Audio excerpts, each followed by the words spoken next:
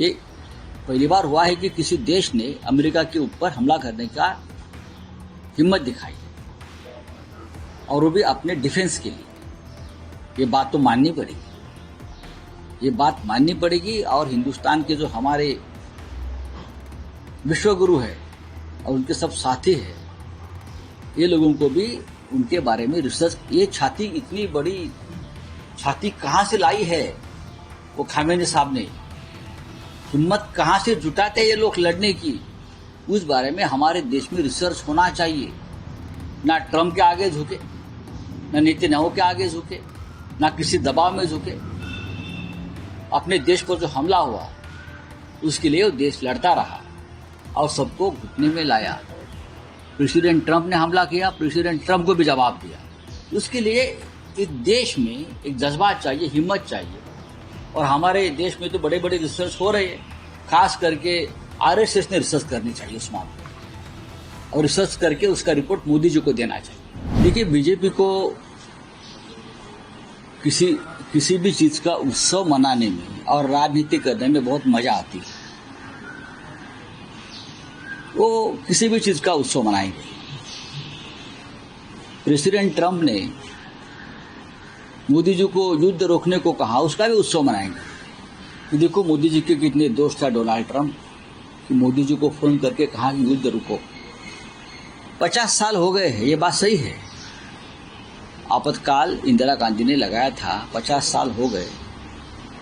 और हमारी पार्टी शिवसेना बाला साहब ठाकरे जी ने इमरजेंसी को समर्थन दिया था, ये भी मैं आपको बताना चाहता हूँ। हमारी पार्टी ने इमरजेंसी को समर्थन दिया था। मैं आपको पूछता हूँ, इमरजेंसी संविधान के खिलाफ या संविधान हत्या दिवस आप कैसे मान सकते हो? Aim right, achieve big. At KR Mangalam University, we provide you the platform to turn your dreams into reality. At KR Mangalam University. हमारे संविधान में ये लिखा है और ये व्यवस्था है हमारे संविधान में, जब देश की अंतर्गत सुरक्षा को बाहरी शक्ति से या अंदरी शक्ति से कोई धोखा उत्पन्न होता है, हाँ, कोई अराजकता फैलाना चाहते हैं, तो प्रधानमंत्री राष्ट्रपति की मंजूरी से आपातकाल लगा सकते हैं। ये संविधान में दिया हुआ अधिकार है किसी भी सरकार को। और इंदिरा गांधी ने संविधान का पूरा सम्मान करते हुए ये उस वक्त आपातकाल लगाया था। ये इंदिरा गांधी थी जिसने लोगों को सामने आकर कहा कि मैं आपातकाल इस कारणों से लगा रही हूँ, और जब स्थिति सुधर जाएगी तब ये आपातकाल मैं पीछे ले लूंगी। और इंदिरा गांधी ने आपातकाल पीछे लिया और चुनाव को भी तुरंत, वो 22 महीने के बाद चुनाव को भी सामने गई इंदिरा गांधी। ये लोकतंत्र है। किसी भी लोकतंत्र में आपातकाल को एक संवैधानिक मान्यता है, तो आप उसे संवैधानिक हत्या दिन या लोकशाही विरोधी दिन नहीं मान सकते, नहीं मान सकते आप। चुनाव इंदिरा गांधी ने हेरा फेरी करके चुनाव जीत सकती थी उस वक्त भी, जो आज हो रहा है। लेकिन आपातकाल के बाद इंदिरा गांधी चुनाव का ऐलान किया, इंदिरा गांधी चुनाव हार गई, खुद इंदिरा गांधी चुनाव हार गई, उनकी पार्टी हार गई, इंदिरा गांधी ने वो स्वीकार कर लिया। आज ऐसा हो रहा है क्या? इंदिरा गांधी उस वक्त भी हेरा फेरी करके, दहशत और भय निर्माण करके, पैसों की बल से चुनाव जीत सकती थी, लेकिन इंदिरा जी ने वो नहीं किया, क्योंकि वो इंदिरा जी लोकतंत्र की रखवालदार थी, चौकीदार थी असली। आज क्या हो रहा है? आज की स्थिति से तुलना करो 2014 के बाद इस देश में 11 साल हो गए, अघोषित आपातकाल है, अघोषित आपातकाल है। हाँ, उस वक्त आप बोलते हैं कि तुर्कमान गेट में संजय गांधी ने बुलडोजर चलाया। आज तो हर दिन गरीबों के ऊपर बुलडोजर चलाया जा रहा है, जात और धर्म पूछकर बुलडोजर चलाया जा रहा है। आज उस वक्त अपोजिशन के लोगों को जेल में डाला था, लेकिन पूरी व्यवस्था थी जेल में, पूरी। इंदिरा गांधी खुद फोन करती थी अटल जी को, अडवाणी साहब को, पीलू मोदी को, पूरी व्यवस्था थी।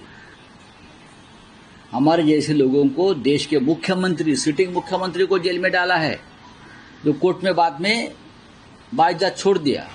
तो ये आपातकाल नहीं है, ये आपातकाल का बाप है। अभी जो चल रहा है 10 साल में, ये आपातकाल का बाप है, ये इमरजेंसी का बाप है, और हम ये इमरजेंसी से गुजर रहे हैं। अब सुन लीजिए भाई, हाँ, जिस इंदिरा गांधी के आपातकाल में सभी भ्रष्टाचारी, कालाबाजारी जेल में थे, करीम लाला, हाजी मस्तान, ये बड़े बड़े जो नाम है अंडरवर्ल्ड के, वरदाराजन और ये भाई वो भाई, सभी जेल में थे, मिसा में। आज ऐसे सभी लोग भारतीय जनता पार्टी में हैं। आज ऐसे सभी, अगर आज करीम लाला, हाजी मस्तान जीवित होते तो बीजेपी के मंत्री होते या उनके पार्टी में बड़े अहदे पर रहते। ये फर्क है आपातकाल में। इंदिरा गांधी ने संविधान का हथियार जो है उसका इस्तेमाल किया और आपातकाल लगाया, संविधान की दायरे में आपातकाल लगाया है। जो संविधान में हमको अधिकार मिला है किसी भी सरकार को, लेकिन मोदी जी और उनकी सरकार ने अनडिक्लेयर्ड इमरजेंसी में सबको कुचल दिया है। इसलिए मैं कहता हूं 10 साल में जो चल रहा है वो आपातकाल का बाप है। नोटबंदी क्या है, कितने लोग मारे गए, कौन पूछेगा आपको? अब मुझे बताइए। ऐसी बहुत सी बातें हैं मैं बोल सकता हूं, लेकिन ये संविधान हत्या दिवस की जो नौटंकी चल रही है वो 1975 की मत करिए। 2014 से 2025 तक जो आपातकाल, देश में अघोषित आपातकाल जो चल रहा है, आप उसके ऊपर संविधान हत्या दिन मनाइए अगर आप में हिम्मत है। सर, वहीं देखा गया कि राहुल गांधी ने ट्वीट किया और देवेंद्र फडणवीस की जो कॉन्स्टिट्यूएंसी, वहां पर 8% वोटर में ग्रोथ देखा गया है। कहीं ना वोटों की चोरी को लेकर एक बार फिर राहुल गांधी ने ट्वीट किया। वहीं फडणवीस ने कहा है कि झूठ बोले तो हुआ। सर, हाईकोर्ट में भी एक तरह का मामला था, जो 5 के बाद का वोटिंग काउंटिंग है वो अभी तक नहीं है, और उनके पास इस तरह। देखिए, एडवोकेट प्रकाश आंबेडकर जी खुद उसकी पैरवी कर रहे हैं हाईकोर्ट में ये मामले में, आपको मालूम होगा।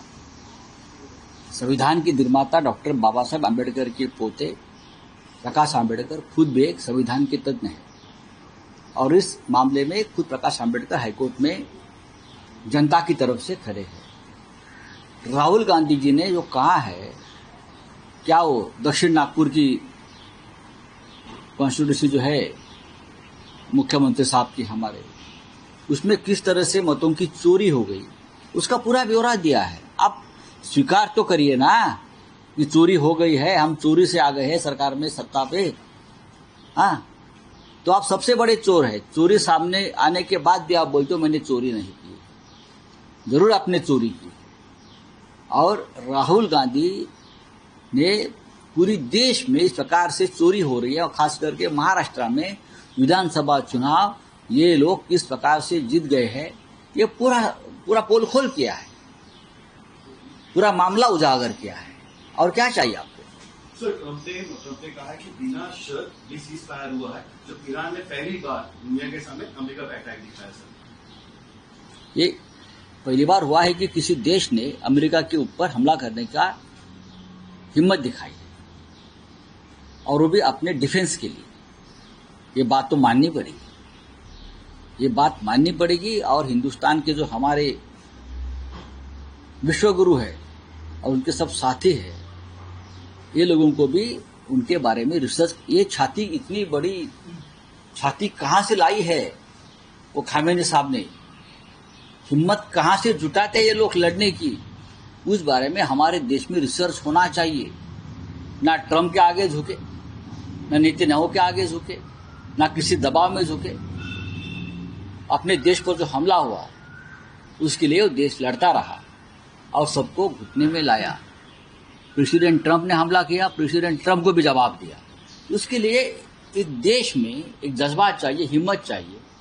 और हमारे देश में तो बड़े बड़े रिसर्च हो रहे हैं, खास करके आरएसएस ने रिसर्च करनी चाहिए उस मामले में, और रिसर्च करके उसका रिपोर्ट मोदी जी को देना चाहिए।